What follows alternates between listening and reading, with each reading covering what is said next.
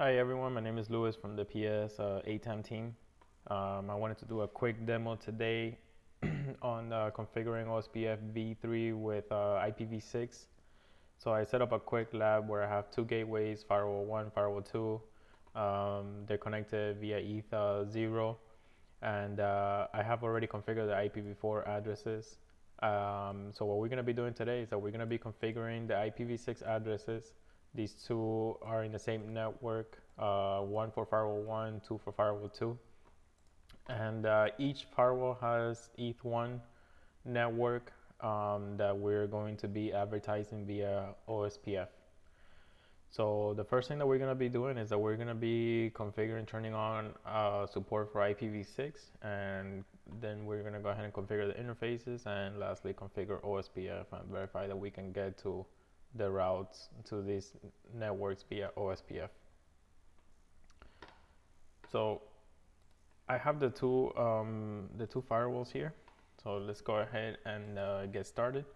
So if we do ifconfig eth0 right now, you can see that we don't have ipv6. We don't have ipv6 configured.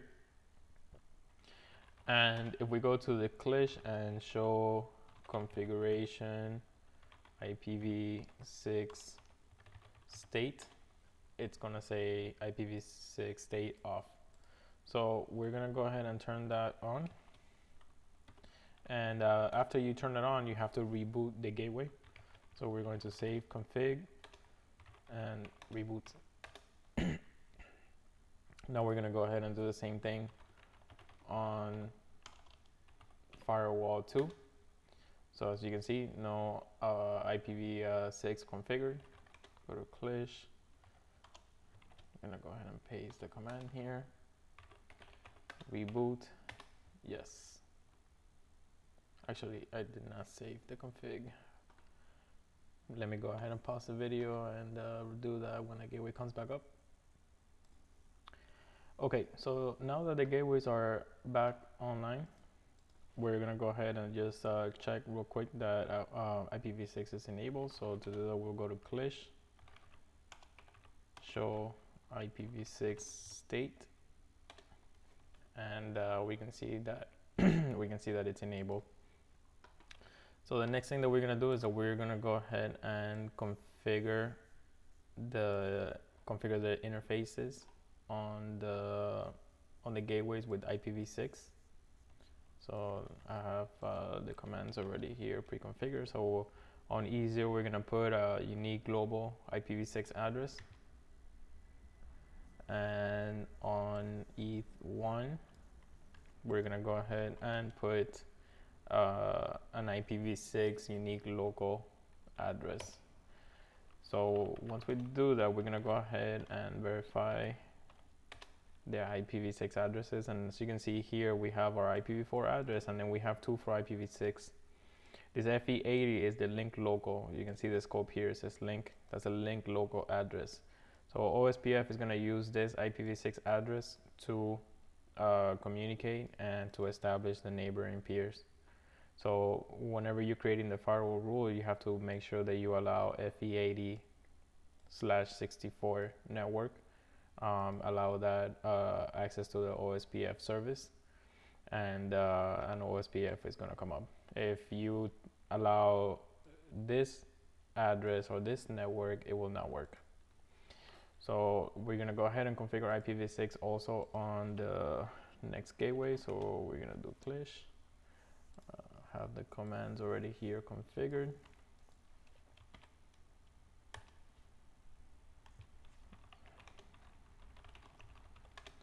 So we verified that the IP addresses are on ETH0 as well. Verify that they're on ETH1. So what we can do now is do a ping 6 and verify that we can communicate with the link for ETH0 between the two gateways. So since we are on gateway 2, we're gonna go ahead and ping gateway 1, and as you can see, we're getting a response. Let's go ahead and do the same thing on gateway 1, ping to gateway 2, and we're getting a response as well.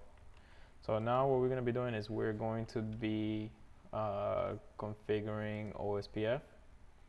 Before we do that, I want to go ahead and show you that we cannot access the ETH1 from the ETH1 of gateway 2 from gateway 1. So if we go to Clish, we do show ipv6 route destination, and this is the unique local address of gateway 2. So if we try to do that, it's not going to show up on the routing table. Same thing if we try to ping that address, it's going to say network unreachable. So when we configure OSPF, we should be able to get to that. We should be able to get to the network. So we're going to start with firewall 1. First thing we're going to be doing is configuring. We're going to be configuring the router ID. I configured loopback address, so it's best practices to use a loopback IPv4 address for the router ID. This is an address that is always going to live on this gateway, just in case you don't want to use an IP address that you might have to change later on. So what I normally always do is just configure a loopback address with an IPv4 address that never has to change, and we use that as the router ID. So we configure the router ID. It's also very important that you make sure that the router ID is unique. If you have two gateways trying to establish OSPF or any other dynamic protocol, and they have the same router ID, it's not going to work. You're not going to be able to establish a peer. So with this command, we're configuring the default instance with area backbone.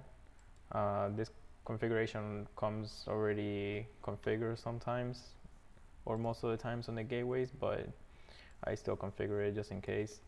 So now what we're going to be doing is we're going to, with this command ipv6 ospf3 instance default interface ETH0 area backbone. So what we're telling it here is for interface ETH0, we're going to turn on OSPF, and we're going to put it on backbone, which is area 0. And the next step is to configure also OSPF on interface 1. So it's the same command, just interface 1.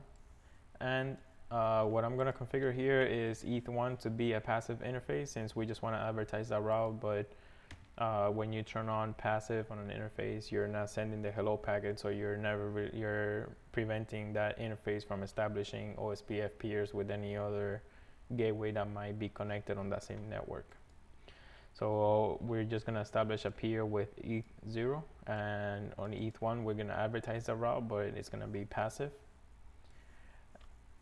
Okay, so what we're going to be doing now is that we're going to be configuring the same thing on gateway 2. So if we go back to gateway 2, I'm just going to go ahead and copy the same commands. But as you can see here, it's the same commands, but the router ID is 77, which is different than the other gateway. The other commands are the same thing. We're enabling the default OSPF3 instance with the area backbone. We're turning on OSPF on ETH0, putting it on the backbone area, and ETH1 as well, with ETH1 being a passive interface. So let's go ahead and configure that. And now we can verify that we have a neighbor with the show ipv6 ospf3 neighbor.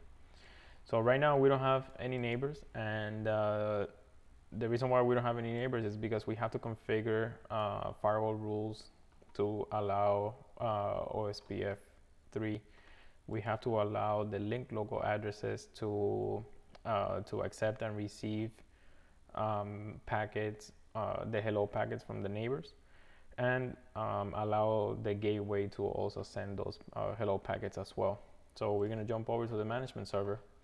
And on the management server here, you can see that I have this OSPF rule that I have it disabled. So I'm going to go ahead and enable the rule. Okay, so if we take a look at this rule real quick, this object comes pre-configured on the R8110 management server. So if you look at the network here, is the FE80 /64 network. So this is going to be all the linked local networks. Okay. And in the rule, we have to allow the linked local network access to the linked local network as well. And we also have to make sure that we create an object for the multicast IPv6 address for OSPF. So the FF02 ending on 5, that's the multicast address where the gateway send the hello packets to. So when you have OSPF enabled on an interface, it's going to be listening for hello packets being sent to this multicast address. And when it receives that, it can go ahead and start the process of establishing the OSPF neighbor. Okay. And I also include this one, FF026. This is for OSPF updates, etc. But you also have to allow create an object for FF02 ending in 6. This is also an OSPF IPv6 multicast address. And for the servers, we obviously allow OSPF. So if we go ahead and install this policy, okay. What I'm going to do is for now, I'm just going to install the policy on gateway 1. And we're going to do a quick packet capture so that we can take a look at some of those packets, and in case you have to do some troubleshooting, it's a good way to make sure that the gateways are sending and receiving the OSPF hello packets. So I'm going to go ahead and pause the video while the policy is installed, and we'll continue once it's ready. Okay, so now that the policy is installed, let's go ahead and jump back into the command line. So we're going to go to Clish, and let's see if any neighbors are established. So as you can see, no neighbors are established yet. So we're going to go ahead and just do a quick packet capture and see what kind of OSPF packets are we seeing. This packet capture is capturing on ETH0, IPv6, and the protocol is capturing all the OSPF packets. So as you can see, we're getting some FE80, which is a linked local address. The end is Charlie Echo 45. They're being sent to the multicast address, and they are OSPF version 3 hello packets. Okay, so that means that if we just do ifconfig ETH0, we can verify that Charlie Echo 45 is our ETH0 interface on gateway 1, and we're sending the hello packet. So you can verify from this packet capture that we are sending the hello packets. However, you can see that we're not getting any hello packets from the other gateway. And obviously that is because we have not installed the policy on the other gateway. So we're going to go back to the management server, and we're going to go ahead and install the policy on the second gateway, and we will be doing another capture once the policy is installed. So I'll see you back here in a few minutes after it installs. Alright, so the policy finished installing again. So on gateway 2, so let's go ahead and check back the packet capture. Okay, so if we take a look here, I left the packet capture running on gateway 1, and you can see that we were not getting any hello packets coming from the other gateway until we install the policy. And then here you see the hello packet coming from 1 Alpha Bravo Delta. So if we take a look here and we do ifconfig E0, and we take a look, the last 4 of the IPv6 link local address is 1 Alpha Bravo Delta. So we can confirm that 1 Alpha Bravo Delta send us a hello, and then as soon as we got the hello from gateway 2, then we started seeing some more ospfv3 communication. So let's go ahead and go back to Clish, and let's go ahead and take a look around at some ospf3 commands. So if we look at show ipv6 ospf3 errors, we can take a look. Let me see what I'm missing. Errors. Okay, so if we take a look at the errors command, we can take a look and see that there are none. So this is good, but if you do have some issues where OSPF is not coming up, it's a good command to come and take a look, and it tells you more or less specifically which errors you're seeing and where you can start troubleshooting. Okay, so the other thing that we can look now is we can take a look and see, since everything is looking good so far, we can take a look at the neighbors and see if we do have any neighbors established. And we can see here that we do have a neighbor now. The router ID is 172.16.1177, which is the loopback address from gateway 2. The state is full DR. You always want to see full. This means that the peer is established. The DR just means designated router. And the address that you can see here is going to be, again, the link local IPv6 address from gateway 2. So don't look for the unique, whether global or local address from that peer. It's going to be the link local IPv6 address. Okay, and we can see here again that there's no errors. So we can take a look now and see if there's any routes. So if we do show IPv6 route OSPF3, you can see now that we are getting an OSPF route, and it's that address from the ETH1 address from, or network from gateway 2. And you can see that the next hop, right, to get to that address is again that link local IPv6 address. So it's very important that you always look for the link local IPv6 address. And lastly, what we're gonna do is just do a quick ping test. So just verify that we can get to that peer. Okay, and it seems like something is going on. Let's take a look and make sure that this guy can get back. We're gonna go ahead and take a look at the same commands here.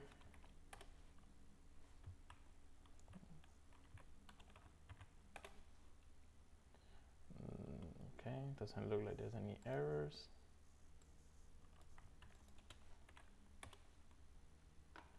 The neighbor is established. We are getting the route.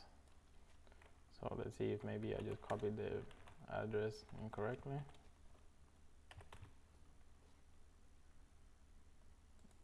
Okay. So it looks like what it is just that I have to create a rule. I did change the IP addresses, so I'm gonna go ahead and update this IPv6 addresses from the networks, and we'll test again. Okay, so I just went ahead and updated like I said, I changed the IP addresses and the network. So I went ahead and I updated the ETH1 object for each one of the gateways, push policy. And if we take a look now at the command line, if we try to ping gateway 2 from gateway 1, now we're getting a response. And same thing if we try to ping the IP address of ETH1 of gateway 1 from gateway 2, and we're getting a response. So that's all I have for you guys. Just a quick configuration of IPv6 and OSPF. If you have any questions, please let me know. Again, I am Luis Gonzalez from the PS ATEM team. Thank you. Hope you find it helpful.